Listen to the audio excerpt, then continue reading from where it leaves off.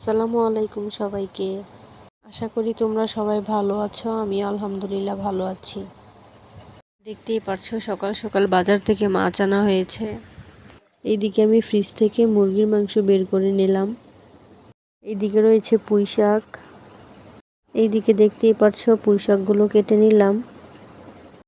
লাল শাকও নিয়ে নিলাম রান্না করার জন্য। তারপর যে মাছগুলো কেটে নিলাম দেখতেই পারছো তোমরা।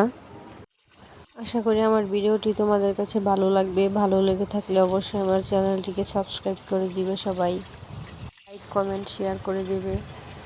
তোমাদের এই একটা ছোট্ট লাইক একটা কমেন্ট এগুলো দেখেই মনটা শান্ত হয়ে যায়। দেখতেই পাচ্ছ এদিকে আমি লাল শাকগুলোকে সেদ্ধ করে নিচ্ছি আর এইদিকে পেঁয়াজগুলোকে কেটে নিচ্ছি। দেখতেই পাচ্ছ কড়াইয়ের মধ্যে দিয়ে দিলাম পেঁয়াজ, শুকনো মরিচ, রসুন, পরিমাণ মতো তেলও দিয়ে দিলাম। ঘুম থেকে উঠে এই রান্নাবান্নার কাজে লেগে পড়েছি দেখতেই পারছো তোমরা।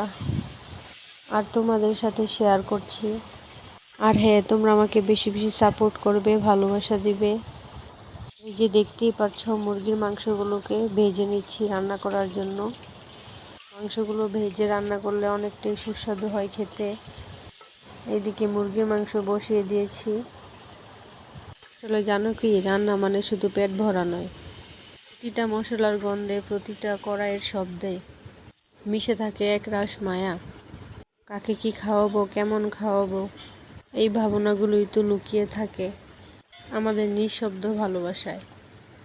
কিছুদিন যাবৎ বৃষ্টি হচ্ছে, তোমরা তো জানোই সবাই। তাই উঠোনটাকে ভালোভাবে পরিষ্কার করা হয় নাই।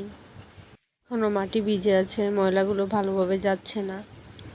নিজের ঘর দুয়ার পরিষ্কার রাখলে মনটাও শান্ত লাগে। আজকের ভিডিওটি ছিল এই পর্যন্ত। আশা করি তোমাদের কাছে ভালো লাগবে। ভালো লেগে থাকলে অবশ্যই আমার চ্যানেলটি সাবস্ক্রাইব করে দিও। সবাই ভালো থাইকো, সুস্থ থাইকো। আল্লাহ হাফেজ, টাটা।